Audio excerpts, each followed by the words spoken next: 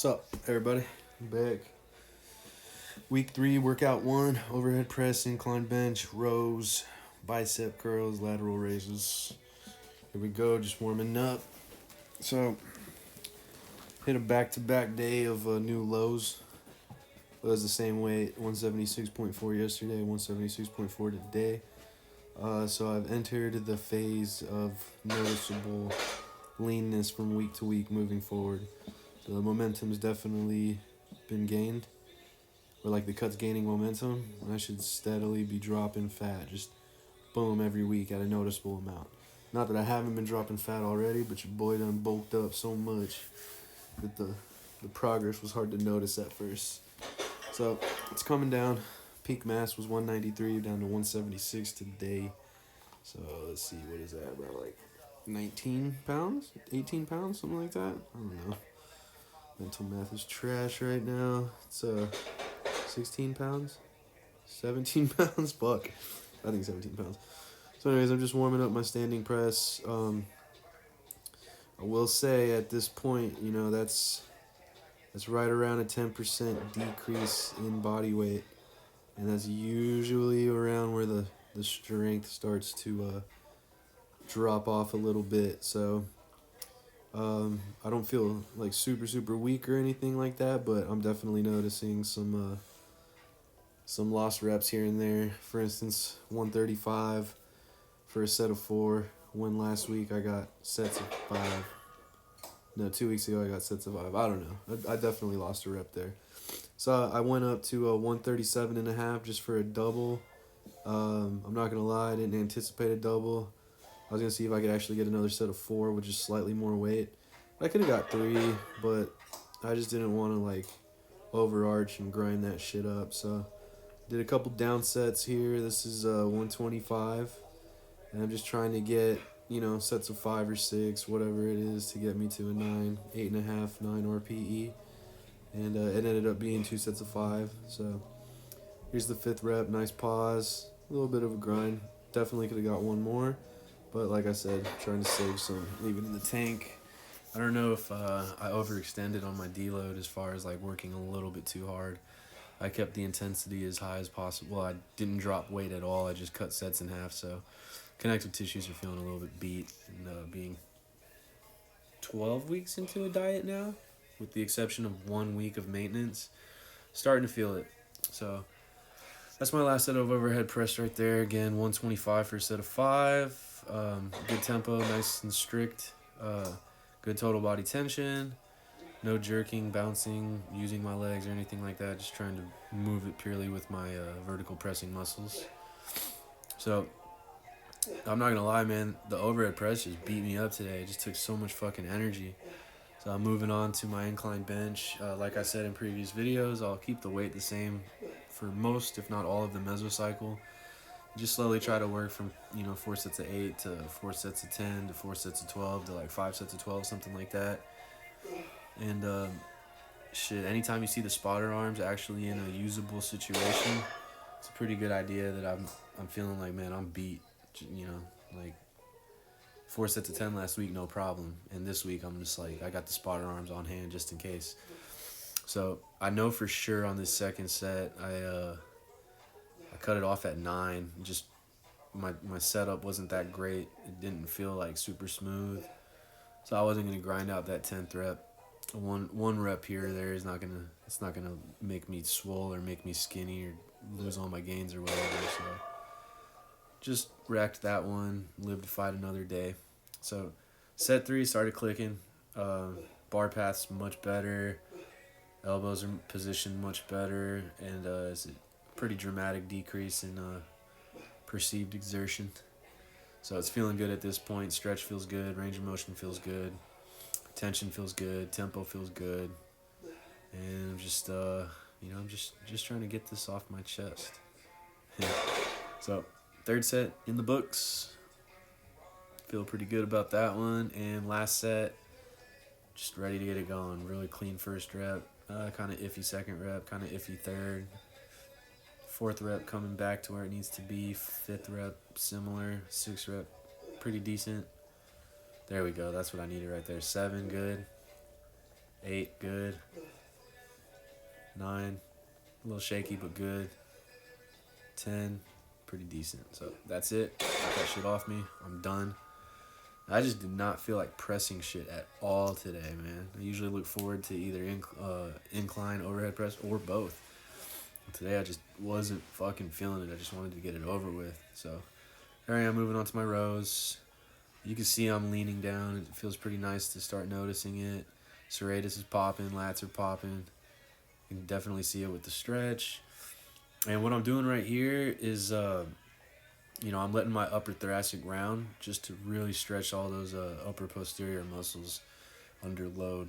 It feels pretty good. I do go back and watch each set after I complete the set. Like, I don't film these and wait till later in the night to watch them.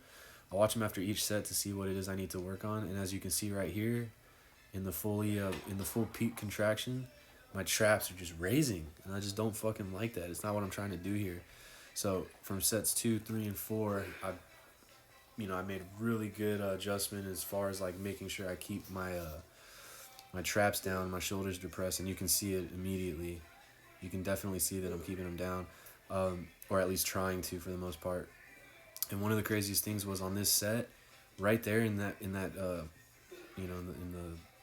full stretch position, all the way at the bottom of the eccentric, I could seriously feel muscle knots in my upper posterior just stretching, just like working the kinks out. So as a mental cue, what I did was keep my elbows real tight to me. And, typically when people are on their rows on the negative, they'll kind of let that elbow come up, and that kind of elevates your traps a little bit. So what I did was just try to keep the elbows tucked and down, as you can see, and then almost kind of let the elbows lead forward when letting the weight back down. So that helped me keep them down and keep the traps down as a result. I got a really good stretch. In fact, the stretch was so good on the second set that on this third set, I didn't even feel those knots anymore. It was really needed. I've been finding little trigger points while rolling out lately. My body just feels like shit. Like, I still haven't quite figured out exactly how I like to deload. I've done so many different things. 10% reductions in weight, same sets. I've done 0% reductions in weight, half the sets. I've done one set for PRs. Like, I've done so many different things, and I think it's just going to always be a little bit of a different dosage depending on what my goals are and how I've been training. So for the last 10 months, 11 months, really 12 months, I've been for the majority of that, and the vast majority of that, I've been training pretty much exclusively for strength. A little bit of hypertrophy work here and there, and I know you guys know that as of lately my focus has been more towards the hypertrophy side, but I'm trying to run it as a little bit of a power building scheme. I might have to revisit that because it's just, connective tissues, joints, shoulders ache. It's just starting to feel bad, man. So, a little bit of new research out there is kind of showing that there's nothing wrong with power building splits, but maybe start prioritizing blocks for each. So instead of me starting off with, heavy sets of 6, 5, 4, and then doing back downs with the more hypertrophy range, there's a lot of new evidence that might suggest, like, hey, why don't you stick with 6 reps for the entire month and then follow it up with the next month for like sets of 8, and then follow it up another month after that with like sets of 10, so you're power building more over a set of mesocycles versus all within the mesocycle, which wouldn't take too much of a, I wouldn't have to deconstruct and rebuild my program too much. I would just be a little bit more specialized from meso to meso, which there's nothing wrong with that to me. I feel like the only downside is maybe it could get a little bit boring. And I do feel like wave loading progressions are money when you're in a caloric surplus. It's a little bit tough when you're in a deficit, as most things are. But, so not too worried about it yet. I've lost a little bit of strength. It's not absolute strength because, if I ate for 2 weeks at maintenance and stayed at this body weight, I would get back up to almost peak levels of strength because I'm not so lean to where, I can't perform within like 95% of my bests, but I've dieted down enough to accumulate a decent bit of diet fatigue. And that's really what's showing up here when I'm missing reps and stuff like that. It's not necessarily that I've lost muscle or lost strength. That will happen soon. But at this point in the cut, it's really just kind of built up diet fatigue. So Nothing to be too alarmed about. That's what down sets are good for. You know, if I'm shooting for sets of 6 and the prescribed weight, I'm only able to get a set of 4. Just drop down, you know, 5 to 10%. See if you can get into that 6 rep range again with a little bit less weight. Keep the weight as high as possible, obviously. You know, a lot of people make the mistake of just saying, fuck it, I'm going to cut, so I'm going to change my rep range to 20 plus and drop the weight and go really light. And that's kind of not really the best way to do it. I mean, sure, you'll maintain a decent amount of muscle mass like that, but it's not optimal. So whether you're cutting or bulking, you know, or when you're cutting, you should probably do as much or as similar of the things that you whenever you're cutting, you should probably try to change as little as possible. You should keep your training as close to possible as it was when you were building all that muscle, because that was the stimulus that created it, so that's the stimulus that's going to make it stick around. So I mean, you can get cute and try different things here and there, but for the most part, man, if you built a lot of muscle training heavy in the 6 to 8 rep range, don't fuck up your body by going into a cut and starting to train only in the 15 plus rep range. There's nothing wrong with adding that in, but you still want to keep a good bit of that, you know, heavy 6 to 8 around. For me, heavy 3 to 8, essentially. I was doing Wendler 531, so 90% of my rep ranges fell within 3 to 6. The other 10% being, you know, a couple singles, maybe a couple things over 15, you know, first set last PRs and shit like that. So kind of rambling a little bit on this video, sorry. Here's a little pump flex. See how my delts are coming in, see how the biceps are looking. I'm probably down to about, at the lowest, like 16.5% body fat, and at the highest, probably 18.5%. I would guess I'm right around 17% body fat right here. Just chipping away at it. I think I got 6 weeks left of this cut. At about 1.5 pounds a week, it's going to be another 9 to 10 pounds. So from 176 to about 167, 166. Right around that weight, I should start looking, you know, at least beach lean. I don't know if I'll be, I don't know if I'll be around 10%. I should be close to it, if not at it, you know, but there's a possibility that I'll probably be around 12%. So we'll just see. Try to, you know, get as lean as possible at as high as body weight as possible. Don't want to cut down too much. I might even get down to that 12% range, run 1 month at maintenance, and then go again for another little bit of a shred.